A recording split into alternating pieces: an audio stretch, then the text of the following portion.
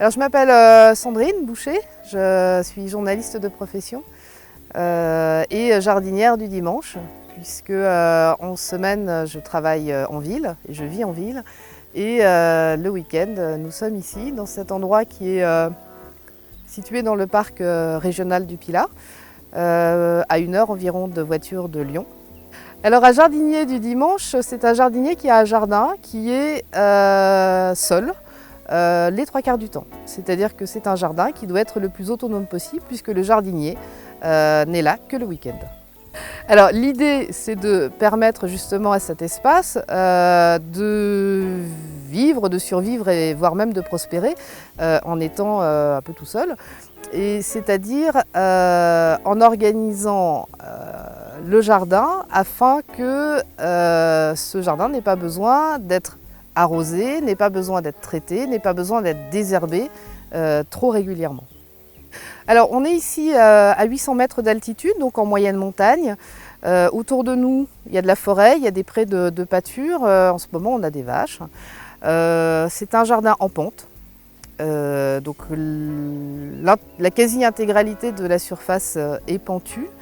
On a de la chance d'avoir un ruisseau qui passe à proximité, qui apporte un peu de fraîcheur en été et qui permet aussi de créer des zones humides dans lesquelles on va retrouver tout un cortège d'insectes et de plantes qui sont typiques des zones humides et qui vont créer un milieu un peu différent de ce qu'on peut trouver dans le reste du jardin.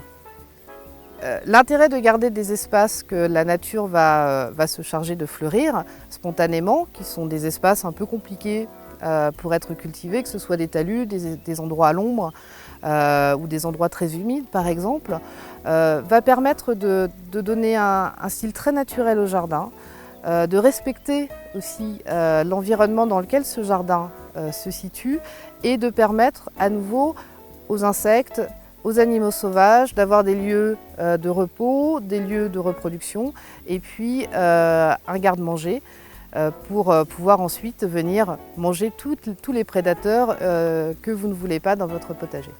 Le défi, ça a été quand même d'avoir un jardin, non seulement un jardin d'agrément avec des fleurs, mais également un jardin potager, c'est-à-dire un jardin nourricier qui a priori est un petit peu plus exigeant et un petit peu plus délicat en termes d'entretien. Dans un jardin, ce qui est le plus important, c'est évidemment le sol. Pour protéger notre sol, tout simplement, on fait en sorte qu'il soit continuellement couvert, comme dans la nature. Il n'existe pas dans la nature de sol qui ne soit pas couvert, ou sinon ça s'appelle des déserts. Voilà. Donc partant de ce principe, on fait comme dans la nature, le sol est continuellement couvert, soit de plantes qui poussent, soit de plantes mortes, de matière organique morte, enfin morte en cours de dégradation, c'est-à-dire du paillage, que ce soit de la paille, des feuilles, des mauvaises herbes qu'on vient d'arracher. Enfin, en gros, un peu tout ce qu'on a sous la main, le plus près possible, va nous permettre de couvrir ce sol et de laisser les animaux qui vivent dans le sol, notamment les vers de terre, tous les animaux qui vont décomposer la matière organique, faire le travail et donc nourrir le sol petit à petit. La couverture du sol a au moins 3 avantages.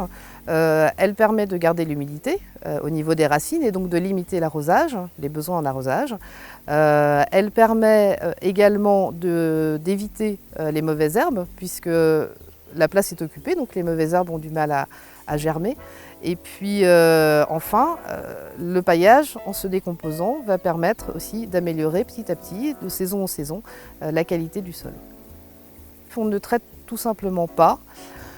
On a décidé d'éviter de faire les apprentis sorciers en utilisant des produits qui tueraient peut-être de manière indéterminée les insectes utiles qui sont nos alliés principaux et les insectes dont on veut se débarrasser en comptant sur le fait que tout ça va s'équilibrer.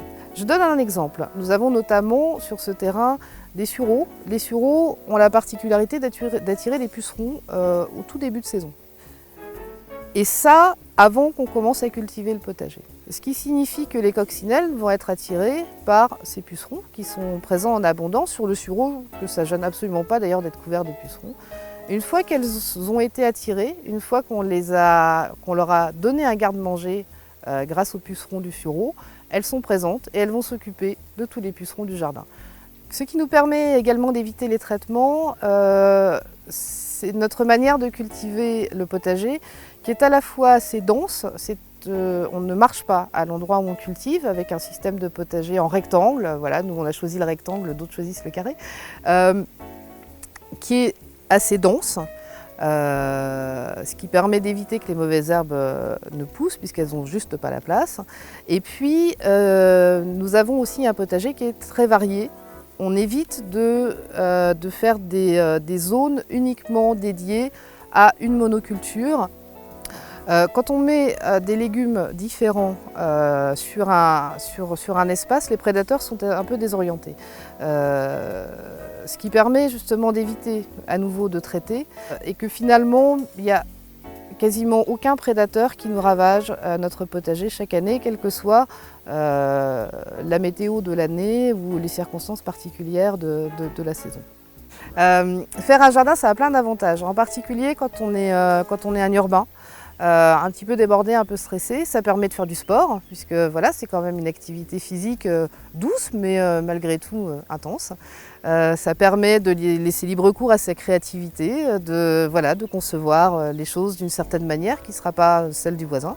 Et puis ça permet aussi de se nourrir avec des produits qui sont bio, qui sont bons et qu'on a vu pousser.